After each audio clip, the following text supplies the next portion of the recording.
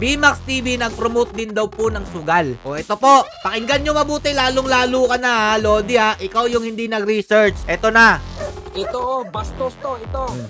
Para sa akin mga Lodi, kailangan po talagang i-report to. Dahil po mga Lods, kung titingnan po natin ngayon, August 18. Ito po mga Lodi, inuulit ko, tulungan po natin si BMax TV.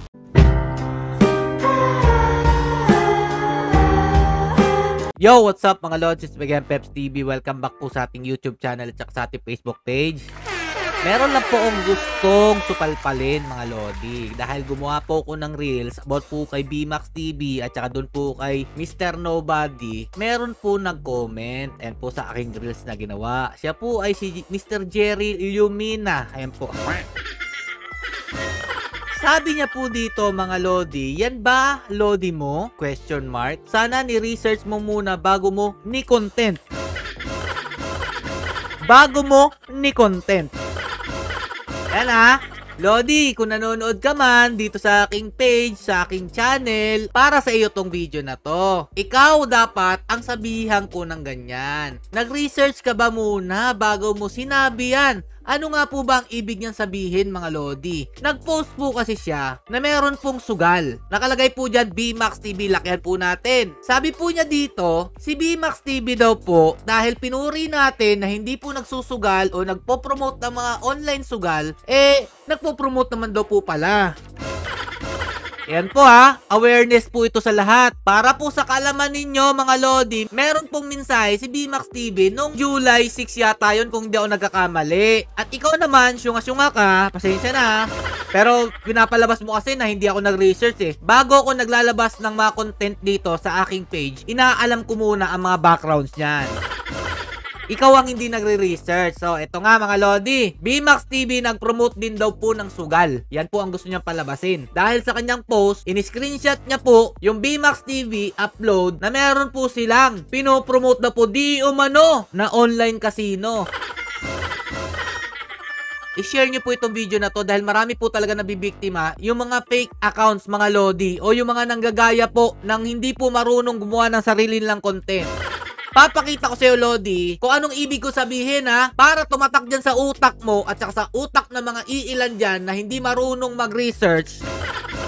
Etong mensahe ko. At panawagan din po ito ng BMax TV, yung totoong BMax TV po mga Lodi ha.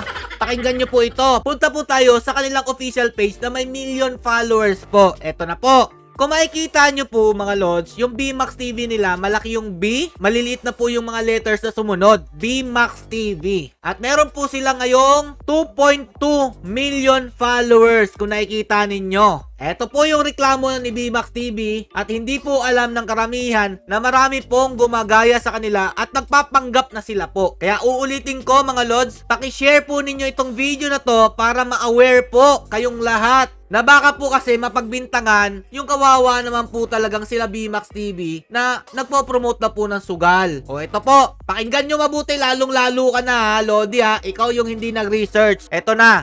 Ito, bastos to, ito. Nag-comment ako, fake account, tinanggal niya, tapos block pa ako.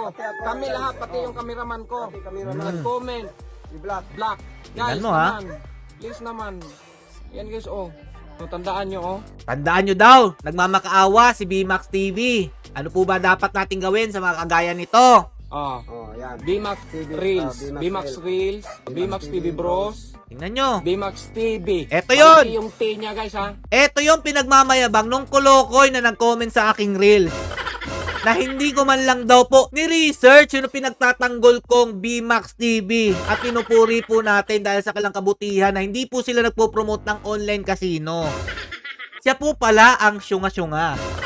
Eto ha, yan yung pinuntahan mo na page. Merong 270k. At mamaya po mga Lodi, mas nakakagulat yung ipapakita ko sa inyo. Dahil eto, ginawa po itong video na to July 6, 2023. Pero ngayon mga Lodi, August 18. Balikan po natin yung mga dummy account o dummy page na ginagaya po yung BMax TV. Pero unahin po muna natin to. malaki yung team.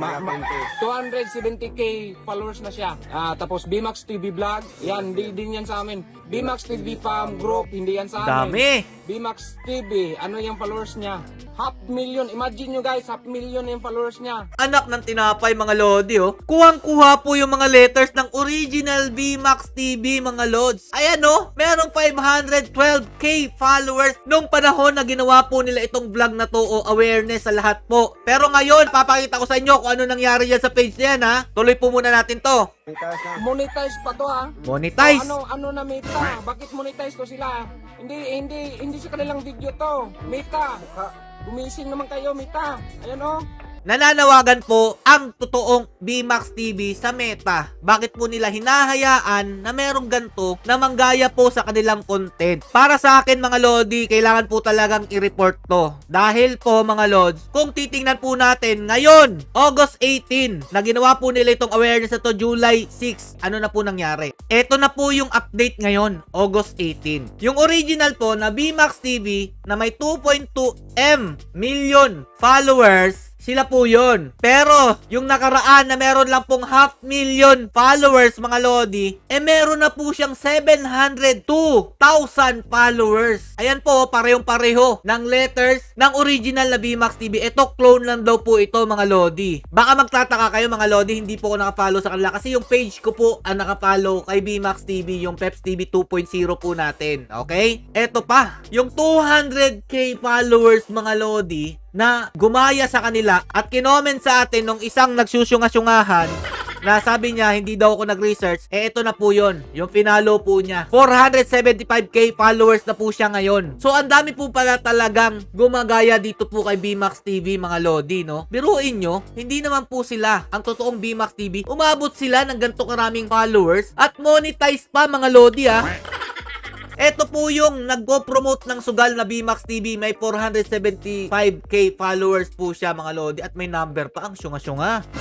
Oy, itigil nyo yan. Mahiya-hiya naman kayo. Kawawa naman yung tao. Gumagawa sila ng sarili nilang content. Pero anong ginagawa ninyo? Ninanakaw nyo ang kanilang videos. At saka, nagpo-promote pa kayo ng sugal na hindi naman nila gawain, okay? Ito po yung pinaka nakakainis dyan, mga lodi, no? Mapagbibintangan yung totoong BMAX TV sa hindi naman po nila ginagawa. Kaya po, mga lodi, ito po yung isang awareness video para po sa lahat na mga makapanood po nitong video na to. Pakikalat nyo po ito para po matulungan din po natin na malinis po ang kanilang pangalan dahil po ginagamit po yung kanilang pagkakakilanlan ng mga taong nagnanakaw lang po ng video ng BMAX TV at nagpo-promote pa po ng sugal sa kanilang dummy page na ginawa, mga lodi. Nakakalungkot isipin, mga lodi, no? Pero hanggang ngayon, wala pa rin po ginagawang aksyon itong Facebook na dapat po talaga pinagtutuunan ng pansin dahil po, delikado po itong ganto na gamitin pa po ang pagkakakilanlan ng totoong BMAX TV sa maling gawain. Facebook, please lang po, Meta, pakigawan nyo po ng aksyon. Maawa po kayo. Baka mapagbintangan po ang BMAX TV dito po sa mga taong gumawa po o kumopya ng kanilang pagkakakilanlan. Yan po, ha.